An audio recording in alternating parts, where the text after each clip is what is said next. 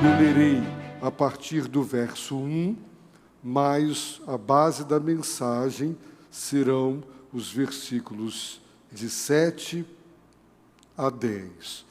Jesus disse a seus discípulos: é impossível que não haja motivos de tropeço, mas ai daquele por quem eles vierem.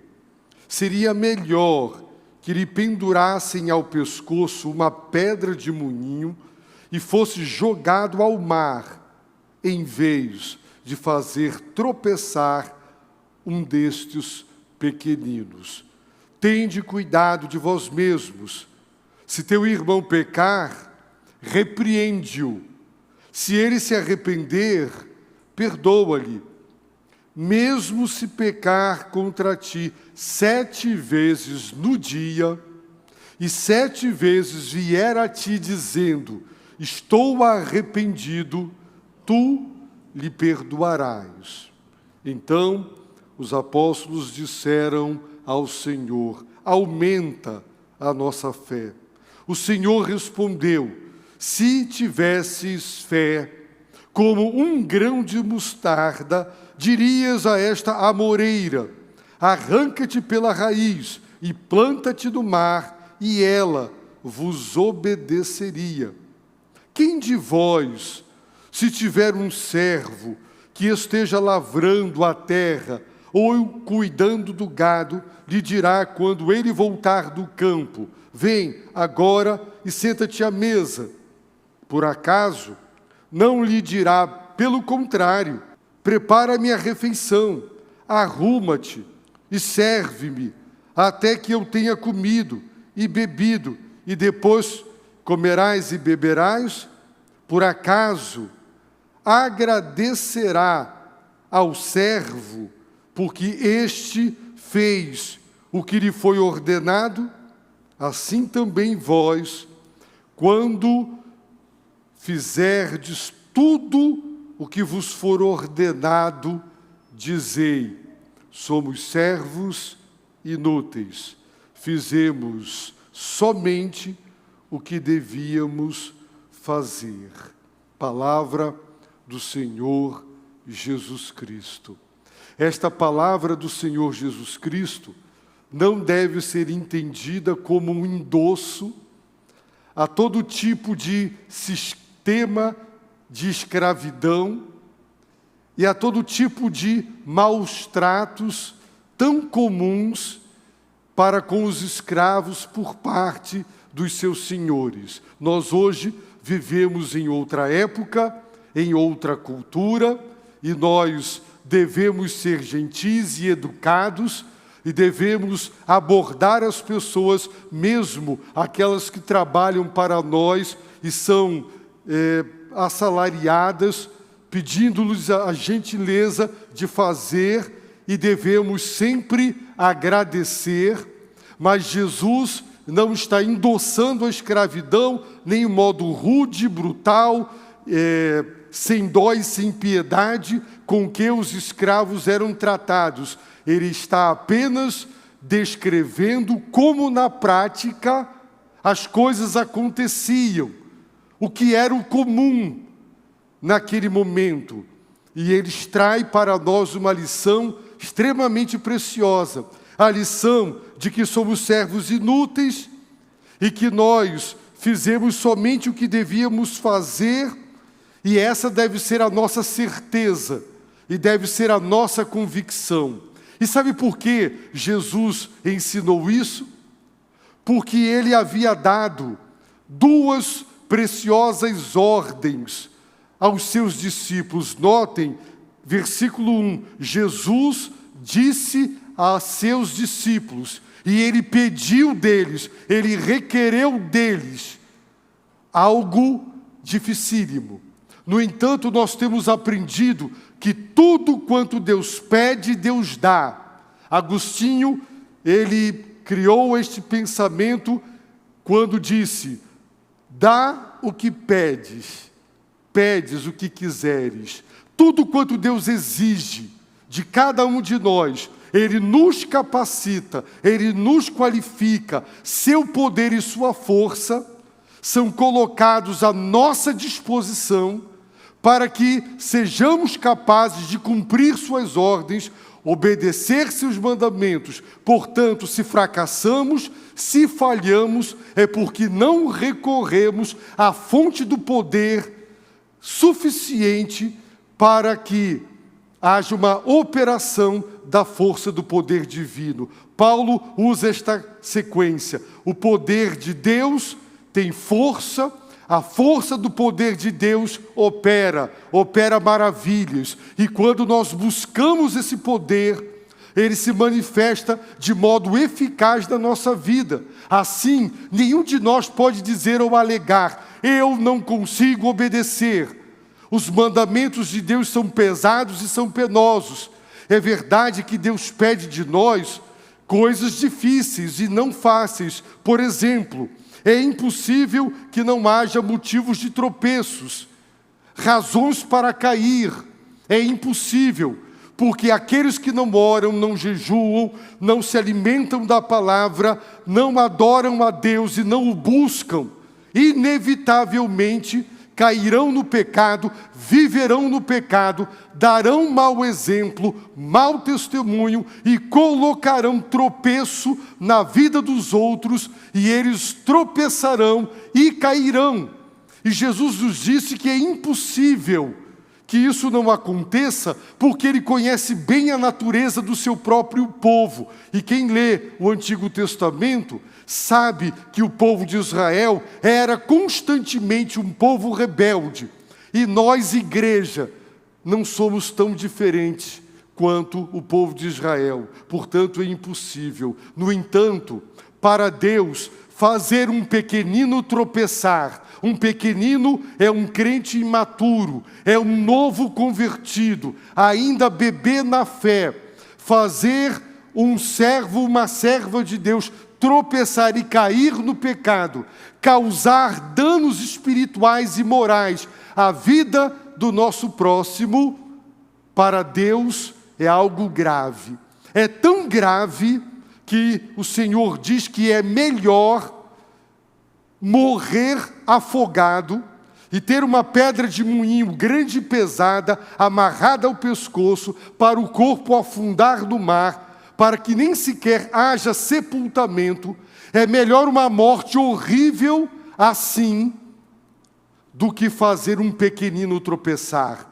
Aqueles que dizem: faço da minha vida o que quero e bem entendo, ninguém tem nada comigo, eu sou dono da minha vida, eu me comporto como quero, procedo como quero, eu não me importo com os outros, eu não estou nem aí para as consequências do meu mau testemunho, se eu provocarei escândalos, se eu farei pessoas caírem com o meu mau exemplo. Se você não se importa com os pequeninos, Deus se importa, e se importa tanto que ai daquele por intermédio de quem os tropeços vierem. E se você treme diante de Deus e da sua palavra, e se você o teme, você sabe que Deus cobrará de você. Mas os incautos e os imaturos e carnais dizem: até agora nada me aconteceu. Será que Deus se importa mesmo com os pequeninos? Na verdade, a misericórdia e a compaixão de Deus podem adiar, podem protelar o castigo, mas não suspendem e não eliminam. Não confunda a bondade, a misericórdia e a graça, que estão lhe dando tempo para se arrepender, oportunidade para mudar, com o fato de que Deus não está ligando, porque o juízo de Deus virá. Por isso Jesus disse: é melhor morrer uma morte horrível do que fazer um pequenino tropeçar. Então, muito cuidado com o seu caráter, muito cuidado com a sua conduta, muito cuidado com o seu exemplo, muito cuidado com aquilo que você crê e com aquilo que você defende. Você pode fazer pessoas tropeçarem. Eu conheço um jovem muito inteligente, dedicado, consagrado, leitor da Bíblia. Passou a estudar a Bíblia com alguém que descria, que duvidava da autoridade, da inerrância e da inspiração das Escrituras Sagradas, e que começou a se emaranhar em algumas pesquisas a ponto de descrer na Bíblia Sagrada. E aquele rapaz colocou um tropeço na vida daquele outro, que hoje nem sequer mais busca a Deus ou adora a Deus, porque alguém o fez tropeçar. Portanto, quem é idôneo, quem é que tem condições de viver uma vida elevada, ilibada, uma vida de caráter e de bom testemunho, para não colocar tropeço no caminho de ninguém? Portanto, Jesus está pedindo algo de nós, e Ele está nos dizendo, isso é muito sério, não faça ninguém tropeçar. Ame os pequeninos, porque Deus os ama. Por isso Ele disse, tende cuidado de vós mesmos, porque se você cuidar de si mesmo, vigiar e orar, você não fará os outros caírem.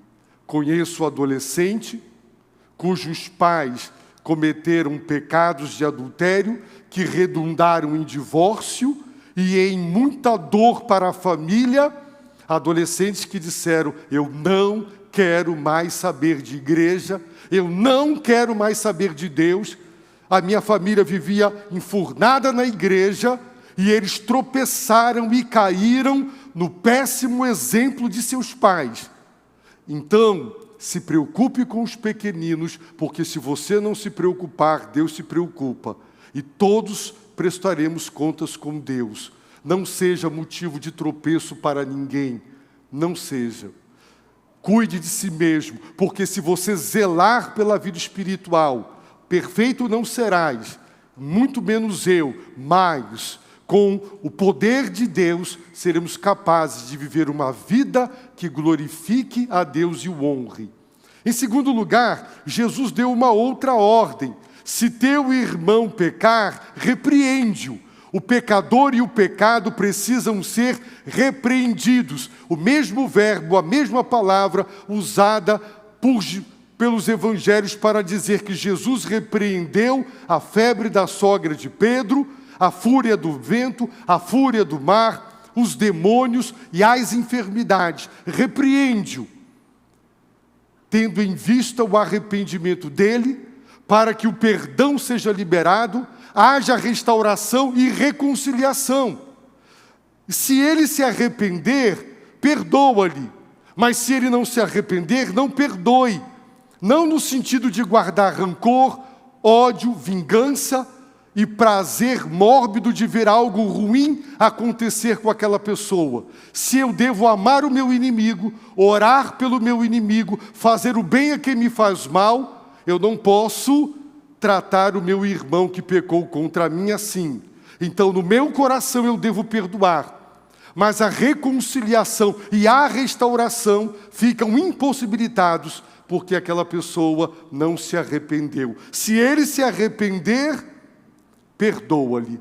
E se uma pessoa genuinamente arrependida, e não alguém que está com uma fake arrependimento, hoje tudo é fake, um pseudo arrependimento, apenas remorso, alguém que sabe manipular a palavra e sabe ser politicamente correto para enganar, é apenas um teatro para receber o perdão, mas não tem nenhum arrependimento genuíno no coração. Jesus disse, se ele se arrepender, perdoa ilimitadamente.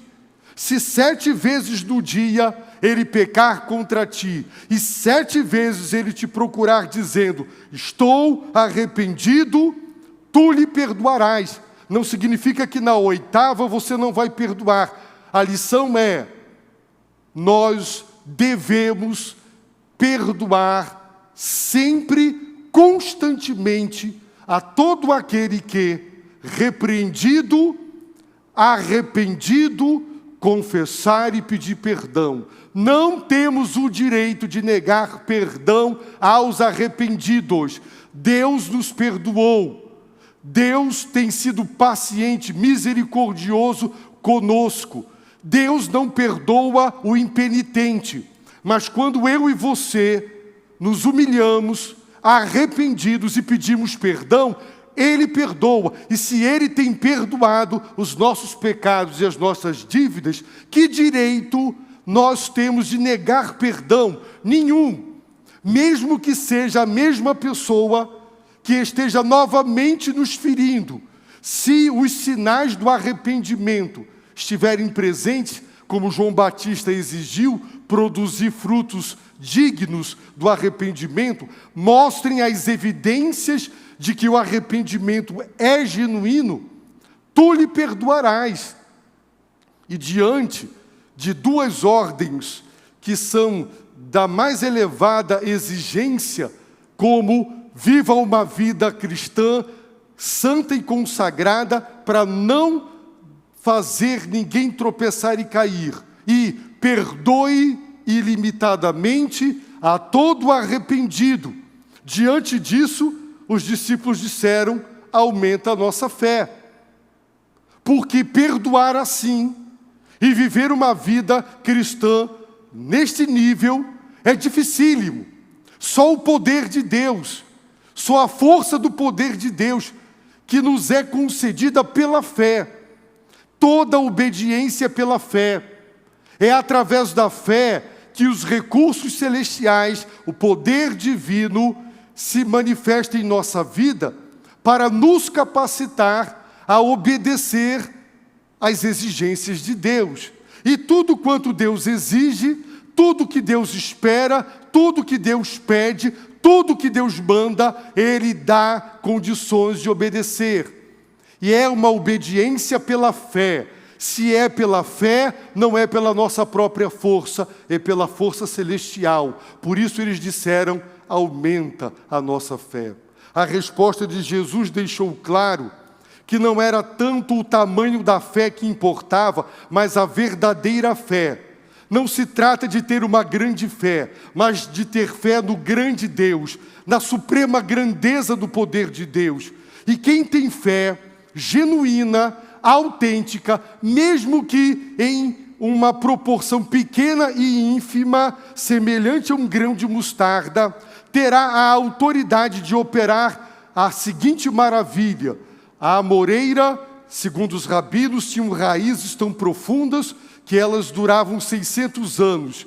Desarraigar, desenraizar, arrancar uma amoreira e dar-lhe ordem para ser plantada no mar, é um prodígio, é uma maravilha, é um sinal portentoso. Jesus está dizendo que o poder da fé, a fé genuína, mesmo que pequena, ela é capaz de maravilhas. Portanto, se você tiver a genuína fé, você receberá de Deus o poder, a graça para perdoar. O Espírito há de derramar amor no seu coração para você perdoar. Você há de receber a santificação do Espírito, a unção divina, para viver uma vida cristã como um discípulo sincero, fiel, para nunca colocar tropeço na vida de ninguém, para que ninguém caia. Portanto, o segredo é a fé.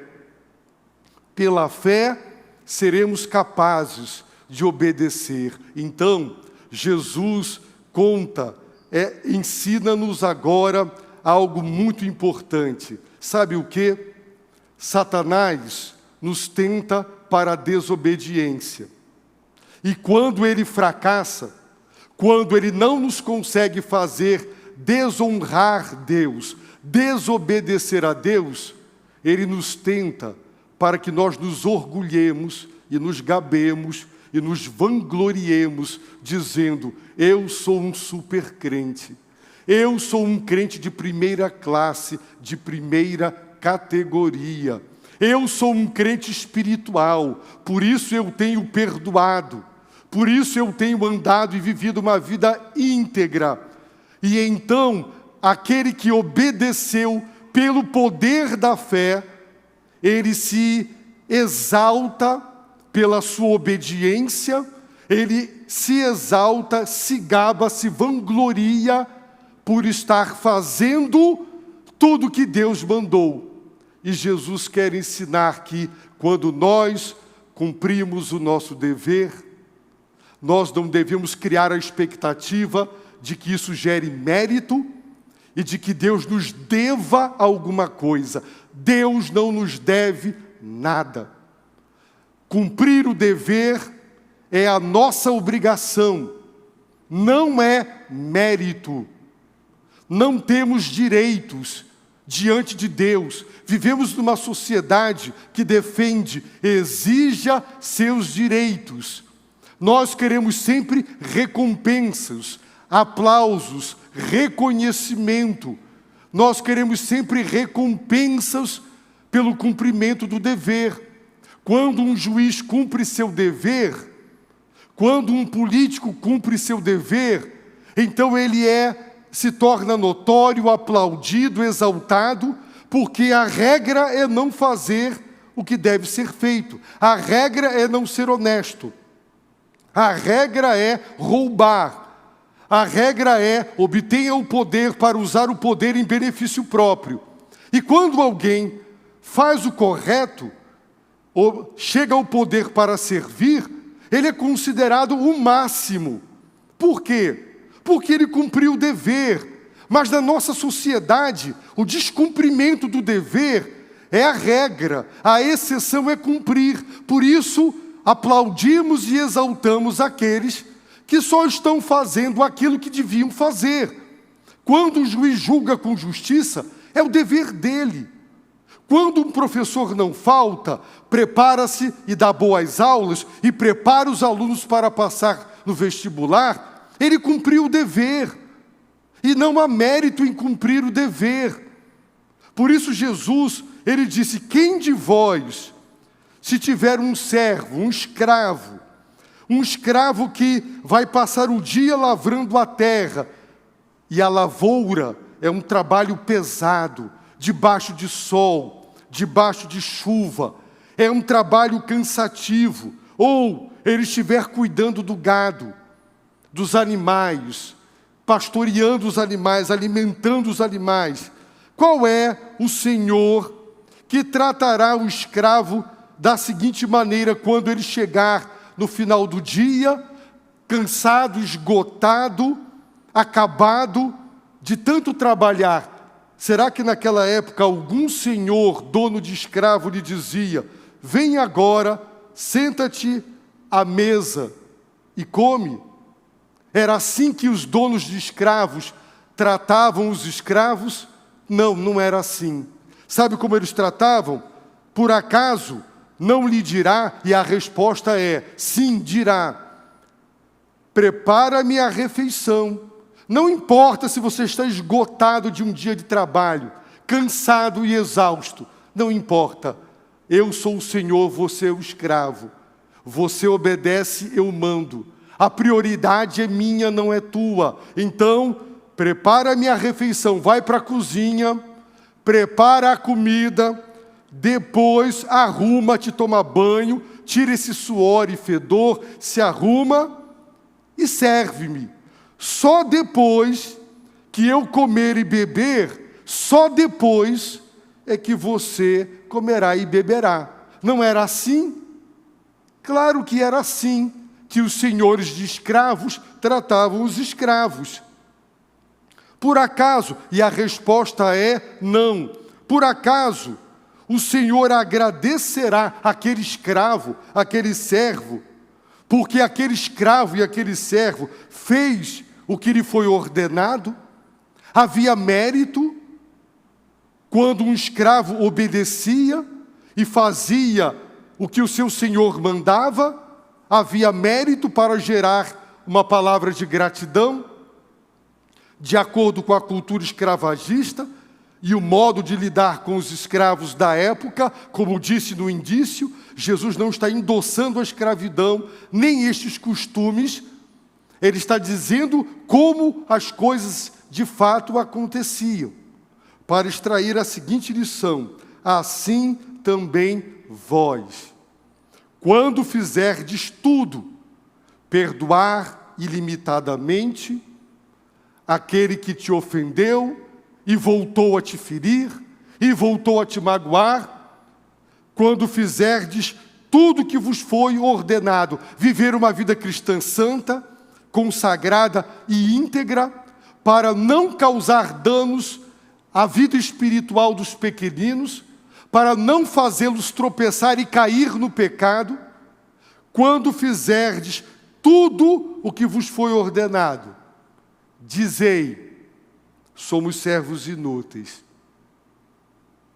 Somos servos que fizemos somente o que devíamos fazer. Nenhum de nós deve dizer, tocar trombeta, alardear, está vendo? Eu deixei família, um bom emprego, eu deixei os shoppings, as metrópoles e fui para dentro de uma tribo indígena para fazer a obra missionária, porque Deus me chamou, Deus me ordenou que eu fizesse a obra. Sou um crente de primeira classe, de primeira categoria, eu fui fiel e obedeci. Se você fez o que Deus mandou, não se gabe, não se vanglorie. É o cumprimento do dever, somente do dever. Será que alguém que trabalha para você, no final do mês diz assim: não cheguei atrasado, não saí antes da hora, não faltei e fiz tudo diariamente o que devia. Portanto, além do salário, eu quero um plus aí, um dinheiro a mais. Ele tem direito? Você dirá, chegar a hora, não sair antes da hora, não faltar e cumprir o seu dever, é o seu dever, é a sua obrigação. Qual é o mérito? Porque você quer uma recompensa financeira. Somos servos inúteis. Não se gabe. Se você perdoou uma grande ofensa de alguém que lhe feriu muito, não se exalte, como eu sou bom, como eu sou amoroso. Não exalte, porque você obedeceu às orientações do Senhor, e nós somos servos, Ele é o Senhor. Deus não tem que nos agradecer porque fizemos o que Ele mandou. A prioridade é dele, o Senhor. Nós lhe agradecemos a graça e o privilégio de servi-lo. Nós não podemos fazer as coisas para Deus e obedecer a Deus, criando a expectativa de que nós seremos recompensados, de que nós seremos aplaudidos, de que Deus nos livrará de todo o mal. Eu já vi e já presenciei e já ouvi pessoas que eram fiéis dizerem: como Deus deixou isso acontecer comigo? Como? Tenho sido fiel nos dízimos, na vida cristã, em tudo. Como Deus permitiu essa tragédia, essa dor, essa tribulação? No fundo, quando nós dizemos, por que Deus? Por que comigo? Ó Deus, eu sou fiel. Lá no fundo, nós estamos mostrando que no fundo, todas as vezes que obedecemos, o fizemos na expectativa de dizer: bons serviços prestados, Senhor, me trate de modo VIP. Eu quero tratamento VIP. Eu quero tratamento diferenciado. O Senhor pode deixar os demais irmãos que eu conheço, que não são fiéis, não são consagrados, mas comigo não. Quantos revoltam-se, quantos ficam indignados, porque Deus os permitiu sofrer, e são fiéis, e estão dizendo: se eu sou fiel, como Deus deixou? Quando questionamos assim, estamos dizendo que ao obedecer, estamos obedecendo, criando a expectativa de que Deus vai nos isentar, nos imunizar e nos livrar de todo o mal. E é por isso que tem pessoas abaladas na sua fé, porque elas estão aprendendo nas igrejas que se elas forem fiéis, se elas derem o dízimo, e elas ofertarem, não ficarão desempregadas. E quando acontece, sucumbem. Por quê? Porque não obedeceram por amor e com a consciência de que o nosso dever é obedecer a Deus e que isso não gera mérito nenhum, que não nos dá direito de cobrar, que Deus não deixe que nada nos aconteça. Deus pode permitir que um crente extremamente fiel sofra e pode não fazer um ímpio sofrer. E a crise dos cristãos e do povo de Deus era: os ímpios prosperam, os justos sofrem. E isso tem gerado revolta e indignação. Mas nós precisamos compreender o que Jesus está dizendo. Não nos gabemos. Se você cumpriu o seu dever, se você fez tudo quanto Deus mandou, diga: eu sou apenas um servo inútil. Eu obedeci à soberana vontade do meu Deus. Somente isso. Isso não me dá direitos diante de Deus, não me dá méritos diante de Deus, não posso cobrar e exigir: ó Deus, eu sou teu servo, eu tenho sido fiel, me abençoa. Satanás é quem gosta de dizer: você é um crente especial, Deus te deve tudo, Ele te deve todo o tratamento diferenciado, porque você tem sido fiel. E quando Deus permite a dor, muitos naufragam na fé. Eu conheci uma irmã dedicadíssima às obras sociais da igreja, dedicadíssima a servir ao Senhor, uma mulher santa, consagrada. Ela teve um câncer que se alastrou e a fez sofrer e muito. O seu marido disse: eu não aceito, se fosse em mim, eu aceitava, porque eu fui infiel, porque eu sei o que eu já fiz, mas nela não. Deus não podia deixar isso acontecer com ela. Comigo podia. Eu merecia isso, mas ela... E ele ficou revoltado, indignado com Deus, ao deixar uma mulher cujo testemunho dela, do marido e dos filhos, é de que era uma mulher santa, íntegra, consagrada a Deus e dedicada ao amor ao próximo. Sabe por quê? Porque nós vivemos na cultura do mérito. Toda a motivação, toda a administração, toda a liderança coach encha a bola da pessoa, exalte, não é? Você tem que reconhecer, parabenizar, o tempo todo elogiar: você é fera, você é o cara, você é demais. É o tempo todo inflando o ego das pessoas para que, movidas pelo elogio, pela bajulação e pelos prêmios, ela continue a cumprir o dever, mas apenas por interesse, apenas para continuar a ser elogiado, a ser reconhecido e recompensado. Mas Deus não quer fazer de nós servos assim. Ele espera que nós o amemos, consideremos sua vontade boa, perfeita e agradável, pela fé busquemos seu poder para obedecer, e quando obedecermos, sim, quando obedecermos, não se gabe: nossa, eu sou um crente maravilhoso, eu sou demais, sou casado, olha lá, uma mulher linda, me dando bola, e eu nem sequer olhei, eu sou uma bênção. Você cumpriu o seu dever. Nossa, eu sou uma mulher extraordinária cristã, Deus tem que me guardar de todo mal. Olha aquele homem rico, bonito, dando em cima de mim, eu nem sequer olhei. Olha, eu sou um crente tão especial. Me ofereceram um suborno para eu facilitar as coisas que poderia mudar aí a minha vida financeira, e eu não aceitei. Eu sou demais, eu sou um bom crente. Tratamento VIP, Deus. Irmãos, quando cumprimos o nosso dever, quando nós fazemos o que Deus manda, devemos fazer com toda humildade e gratidão, e devemos dizer: somos servos inúteis. Tudo o que eu fiz para obedecer o que o meu Senhor pediu de mim.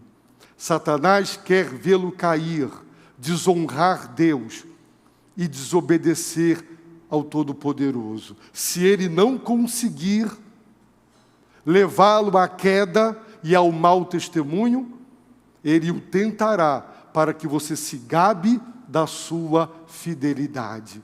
Mas se você ouvir o Senhor Jesus Cristo, você dirá: Senhor, eu sou um servo inútil. Queridos irmãos, eu concluo lendo 2 exemplos para os irmãos. O primeiro deles é uma palavra do Senhor que corrobora essa. Os discípulos foram enviados e eles pregaram o Evangelho e eles expulsaram demônios. E os demônios lhes obedeceram. E eles voltaram radiantes: Senhor, até os demônios, aqueles piores e mais rebeldes e insubmissos, eles se submeteram. Jesus disse: não vos alegreis, porque os espíritos se submetem a vós, mas porque vossos nomes estão escritos no céu. Não se alegre porque você teve êxito ao dar uma boa aula, ao cantar, ao reger, ao equalizar o som, ao ir ao campo missionário. Não se gabe, não se alegre pela sua performance, porque deu certo, você foi bem-sucedido, você organizou, planejou e foi uma bênção o evento que ocorreu. Não. Alegre-se porque o seu nome está escrito no céu, a graça de Deus. E no capítulo 18 de Lucas, o fariseu em pé orava consigo mesmo: ó Deus, graças te dou, porque não sou como os outros homens, ladrões, injustos, adúlteros, nem mesmo como este publicano. Jejuo 2 vezes por semana e dou o dízimo de tudo quanto ganho. Eu sou super crente, fiel, obediente. Eu sou o cara espiritual. Mas o publicano em pé, de longe, nem mesmo levantava os olhos ao céu, mas lamentava-se profundamente, dizendo: ó Deus, tem misericórdia de um pecador, de mim, um pecador. Essa é a espiritualidade bíblica, a humildade diante de Deus. A nos alegrar pela verdadeira razão. O nosso nome está escrito no céu, porque o Filho de Deus derramou o seu sangue. Se ele não tivesse derramado o seu sangue, ressuscitado dentre os mortos, porque primeiro se encarnou, você não seria salvo. Então não se alegre pelo que você faz para Deus. Alegre-se pelo que Deus fez por você. Ele mandou Jesus, Ele se encarnou, Ele se humilhou, Ele sofreu, Ele recebeu o nosso castigo, Ele morreu a nossa morte. E com o sangue dele, nos lavou e nos escreveu no livro da vida. Não se gabe do que você fez para Deus. Louve a Deus pelo que Ele fez por você. Não fique tocando trombeta, elencando, dou dízimo, faço isso, faço aquilo. Não minto, não engano, como outros que eu bem conheço. Não se exalte comparando com os que você conhece e não estão sendo fiéis. Apenas diga: Senhor, pela tua graça, por meio da fé, eu obedeci. Obrigado, porque fiz o que deveria fazer. Eu é que agradeço o privilégio de te servir. Eu é que te agradeço pela honra que me destes de te servir. Se dermos ouvidos aos evangelhos e ao ensino claro do Senhor Jesus, seremos uma igreja humilde, seremos cristãos humildes, que darão a Deus toda a honra e toda a glória por tudo que acontecer em nossa vida. Não se gabe e nem se orgulhe e nem se exalte se você tem feito a vontade de Deus na sua vida. É o seu dever, é o meu dever. somos servos inúteis, fizemos apenas o que Deus nos mandou fazer. A Deus toda a honra, toda a glória e todo o louvor. Abaixe a sua cabeça e ore. Você tem se gabado, você tem se ufanado, você quer na igreja homenagens, reconhecimento, você quer que haja um culto para homenageá-lo, aplaudi-lo, você quer ser bajulado porque você prestou um bom serviço, você criou essa expectativa de que merece ser recompensado porque você deu o melhor. Então diga: Deus, tem misericórdia de mim e me livra, e me livra. Ore a Deus nesse momento, clame ao Senhor.